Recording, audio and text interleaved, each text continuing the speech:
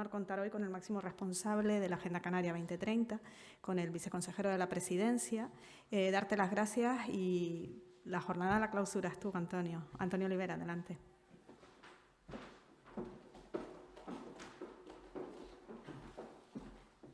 Muchas gracias, Marta. Buenas tardes a todos y a todas. Es una suerte, ¿no?, que he acordado y se lo agradezco especialmente. Es lo primero que quiero agradecer a la directora, pero también al conjunto de la consejería, al viceconsejero, al consejero que haya empezado a mí para clausurar esta jornada, ¿no? Es un asunto que nos preocupa mucho, que nos está ocupando mucho. Afortunadamente, una de las mejores decisiones que tomé fue nombrar a David, porque la verdad que si se hubiera dependido exclusivamente de mí, no hubiéramos avanzado prácticamente nada. Tampoco contábamos al principio de la legislatura, ¿no?, con todos los elementos y acontecimientos que nos ha tocado vivir y experimentar, pero lo cierto es que a pesar de esas circunstancias, se ha conseguido, ¿no?, avanzar y no se ha olvidado el tema de medio y de largo plazo, que es una cuestión en la que caes cuando te paras un momento a reflexionar, ¿no? Porque es verdad que ha sido la legislatura de las urgencias, de las grandes crisis, de los elementos, y en una reunión del Consejo Asesor del presidente me hacía la reflexión ya de que no es que se hayan encadenado cuestiones diferentes, ¿no?, sino que estamos pasando, a mi juicio, a un mundo en el que el cambio es permanente y esto que decía, utilizaba un poco la expresión de Nassim Taleb, que puso lo del cisne negro, ¿no?, acontecimientos raros, muy extraños, muy poco probables, pero que tienen mucha influencia. Estamos en una época de cisnes negros y quizás sea lo que nos toque vivir a partir de ahora. Por lo tanto, no es esperar a que pase esto y a ver qué sucede, que vengan mejores tiempos. No, no. Tenemos que adecuarnos a vivir a estas circunstancias, ¿no?, en estos momentos, en estas realidades. Y por lo tanto, creo que el gobierno, cuando llegamos, el planteamiento siempre ha sido también tratar de abordar un tiempo y unas circunstancias que no son nuevas, ¿no?, que había que sacar adelante y tomárnoslos en serio, ¿no? Y por eso hemos establecido una serie de patrones de comportamiento que han ido enfocando precisamente a estas cuestiones. Y explico por qué. En primer lugar, teníamos que entender que la realidad era distinta, era diferente, era un elemento en el que el mundo ya no es, bueno, la economía va bien, todo está tranquilo, ¿no?, que es un poco lo que nos habíamos habituado. Se estaba perfilando una serie de elementos que estaban acompañando al progreso económico, al crecimiento económico, que no implicaban progreso, que eran deterioro medioambiental muy preocupante y también una desigualdad tremenda en el ámbito social que no se hacía partícipe a todo el mundo en esas cifras de crecimiento. Y después un progreso económico que no era sostenible, era endeble, muy especulativo, no basado en comportamientos sólidos detrás, ¿no? Por lo tanto, tenía unas carencias importantes. Y lo primero que había que hacer era verlo, porque no era lo habitual. Había un cierto conformismo sobre que, bueno, las cifras de crecimiento son buenas, cifras de empleo son buenas, y eso no nos vale. Al menos a este gobierno no le ha valido desde el inicio. Y era un primer paso, porque al fin y al cabo, verlo es lo que te permite actuar para corregirlo, o para cambiarlo, para modificarlo o para reorientarlo, ¿no? Y por lo tanto, la primera cuestión que había que hacer era verlo. Insisto mucho en esto, porque no es trivial. Si no piensas que tienes un problema, no vas a hacer nada por corregir el problema. Eso era evidente, ¿no? Y aquí quería recordar dos anécdotas o dos elementos que justifican la importancia de ese cambio de verlo, ¿no? En primer lugar, lo hemos utilizado mucho en un informe de progreso, del avance de la Agenda 2030 en España y elementos que hacían las comunidades autónomas. En un informe apareció la bandera de Canarias y debajo un espacio en blanco y a continuación la bandera de la siguiente comunidad autónoma, no me acuerdo cuál era, pero bueno, un espacio en blanco. Y era, mira, el paso en blanco es bastante significativo. Puede ser dos cuestiones. Una es que ni te preocupes.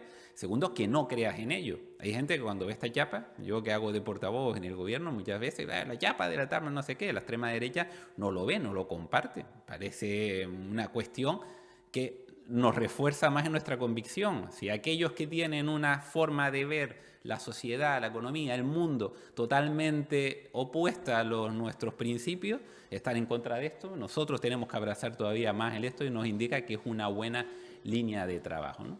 Por lo tanto, era un primer elemento. Y un segundo elemento, me lo recordó antes Gustavo en la intervención, cuando me dijo que se tenía que ir, digo, te vas a perder una anécdota. Él estaba de secretario general de UGT, yo estaba en el gobierno, en el área de vicepresidencia, y estábamos negociando con el gobierno de España la reforma del REF, el régimen económico y fiscal. Y apreció el debate sobre la famosa frase la responsabilidad social. Y dijeron alguna vez, ¿pero esto qué es? Y tal, ¿y esto para qué sirve? ¿No? ¿Para qué vamos a introducir? ¿No? Y yo insistí, precisamente, digo, porque hay convicción, ya no es personal mía, yo no estoy aquí a defender mis ideales o mi idea concreta, sino que hay una parte de la sociedad, fundamentalmente la social que representaban los sindicatos, que consideran que esto es muy importante que esté, porque abre puertas, abre ventanas a planteamientos diferentes, ¿no? Y se peleó y está hoy en día, gracias a eso, lo importante, ¿no? Después de desarrollarlo, ¿no? Y ahora hablaremos de eso, pero era bueno que estuviera, porque representaba y era justo representando los intereses, ¿no? Por lo tanto, lo primero era verlo, y verlo es una cuestión también muy ideológica, ¿no? Se ha hablado aquí, ¿lo ves o crees en esto o no lo crees? Este gobierno ha creído desde el principio, todas las fuerzas se han unido y se ha hecho una cuestión para decir, al menos creemos en ello, ¿no? Después había que actuar, y lógicamente esto es un proceso que entendimos desde el principio. Esto con David hemos debatido hasta casi de lo que más hemos debatido, ¿no? Cómo debe ser el proceso. Y nunca, el gobierno tiene una responsabilidad especial, pero no debe acaparar el proceso ni debe ser el que visualice de que esto depende del gobierno. El gobierno es una parte, tiene lógicamente una responsabilidad relevante, pero no la única. Tenía que ser un compromiso social, de toda la sociedad, que se lo creyera el conjunto de la sociedad canaria. Y el gobierno desarrolla un papel, tenemos un plan de acción, que influimos en muchos ámbitos, marcamos pautas, todo lo que tú quieras, pero éramos uno más. Y creo que eso nos hemos esforzado mucho en tratar de transmitirlo, ¿no? Lógicamente hacemos un esfuerzo de empuje, ¿no? Pero a la hora de actuar sabíamos que ese era el papel que teníamos que hacer, de catalizador, de sumar, de que alguien, ¿no?, que lo viera, pues un poco le diera rienda. Y creo que eso se ha logrado bastante. Hemos sumado a amplísimas capas de la sociedad que ahora participan en un proyecto que es común, que sirve de guía. Y eso es muy importante, ¿no? Lograr los objetivos que teníamos, tener una guía compartida entre todos. Porque si en una sociedad en la que somos muchísimos, cada uno va por su lado, no avanzamos. Lo que avanzan uno lo retroceden los otros. Y por lo tanto es más complicado dar pasos hacia adelante, ¿no? Por lo tanto era clave todos tener una base común de pensamiento, de ideas, que nos permitiera avanzar todos en la misma línea. Eso nos permitirá dar algunos avances que se están viendo, por cierto, ¿no? Es verdad que ha pasado muy poco, pero en algunos ámbitos se está viendo que cuando todos nos alineamos, avanzamos mucho más rápido que cuando uno va por su lado, ¿no? Por su lado. Y después de la parte de actuar, que esta, ¿no? Un poco la jornada de hoy, que lógicamente se basa en la parte de la empresa pública, sostenibilidad, pero sobre todo en una guía, en la presentación de una guía, es otra forma de actuar. La agenda, participar en la agenda, presentar guías, las guías que se ha hecho también para las administraciones locales, todos son elementos que ponen, ¿no? Pero después tenemos una responsabilidad que va más allá, que es con lo que quiero terminar, que es ser, digamos, una referencia.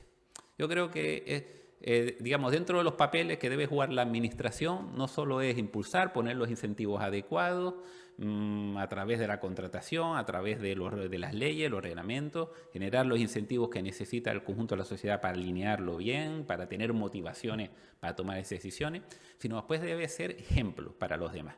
Y tenemos la responsabilidad también, no solo de marcar el camino, de creer en él y poner los elementos, sino ser ejemplares. Debemos aspirar a ello en todos los ámbitos. Y por eso los esfuerzos que se está haciendo, y lo destaco mucho en materia de gobernanza, son los trabajos ocultos que nadie conoce, que no transmiten a la sociedad, pero que se van haciendo abajo y cambian mucho. Yo me quedaré muy satisfecho, ¿no?, si se avanza en toda la mejora del funcionamiento con la dirección por objetivos, con la presupuestación por objetivos, ¿no?, con un enfoque estratégico compartido. Eso puede ser más transformador que grandes planes o acciones que son muy llamativas, que sí, que ¿no?, estamos con los medios, Seguramente tienen menos glamour, es menos llamativo, menos atractivo, pero transforman más las organizaciones, estos elementos ocultos, aburridos, ¿no? Tediosos, que los elementos más llamativos, ¿no? Que venga una empresa grande de Sistales o un proyecto transformador en energías eólicas, ¿no? Como estamos hablando mucho con los Next Generation. Creo que es más importante los cambios que va a generar en la forma de actuar de la administración, eso es lo que les digo, que los propios proyectos que van a venir a raíz de ello, ¿no?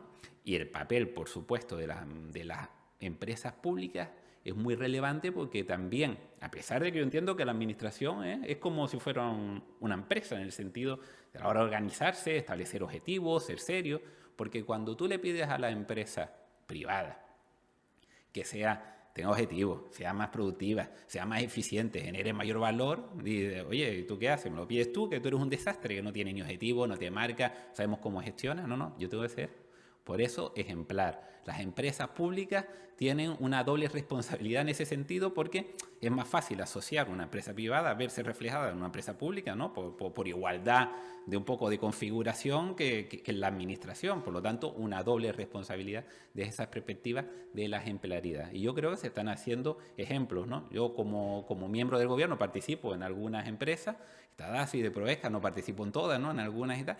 Y Proesca lo conozco de primera mano y en las otras sé que también se están haciendo cambios muy sustanciales y muy relevantes también. No lo sé de primera mano, no soy el Consejo de Administración, pero lo sé a través de los gerentes, de las conversaciones y de terceros, ¿no? Y por lo tanto, creo que se están dando pasos bastante relevantes, ¿no?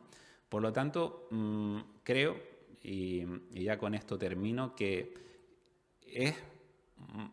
digamos, yo me daría muy satisfecho porque lo que iniciemos en esta legislatura, ¿no? Que al final, oye, 4 años dan para lo que dan, máxime cuando suceden pues cosas, ¿no? Como la que hemos visto, aunque el futuro va a ser así, ¿eh? No, yo creo que tenemos que concienciarnos todos de que este es el nuevo futuro en el que tenemos que vivir, ¿no? Y por lo tanto tenemos que seguir caminando a pesar de todas estas cuestiones, ¿no? Pero creo que más importante después de los hechos concretos, de los objetivos, de la tal, es haber cambiado la forma de actuar, la naturaleza, la conciencia colectiva y la forma de ver, digamos, la cultura de actuar, digamos, en Canarias. Eso yo creo que es lo que puede constituir más un patrimonio que dejemos delegado hacia el futuro, ¿no? No solo a la gestión pública, sino incluso, ¿no?, al conjunto de la sociedad. Por eso creo que fue un acierto tremendo haber incluido, cuando hicimos la Agenda Canaria de Desarrollo Sostenible, una quinta dimensión que no aparece, creo que es pionero casi, ¿no? En toda que es el patrimonio cultural y la cultura. Porque tiene este concepto, esta noción, es la forma de actuar, los principios, los elementos que se van enraizando en la conciencia social, en la conciencia colectiva y que perduran en el tiempo, ¿no? Que ganan esa eternidad, ¿no? Ese elemento de materialidad más allá de que, ¿no?, de cuando no estemos lo que estamos aquí ahora, ¿no? Que no aspiramos a estar para siempre, ni mucho menos, y que continúe esto ya anclado en el conjunto de la sociedad, ¿no? Yo creo que eso es lo más importante, lo más relevante, y todas las acciones, como esta, ¿no?, como lo que hemos presentado hoy, el debate interesantísimo que hemos tenido hoy, creo que va contribuyendo, digamos, a hacer. Los grandes cambios se generan con pequeños detalles, ¿no? Y yo creo que los detalles que hemos estado viendo en esta jornada son los que van en buena línea. Así que nada, esto es una clausura de una cosa que no es sino iniciar un camino que esperamos que sea muy largo y muy próspero, sobre todo para los canarios y para las Canarias. Así que muchas gracias.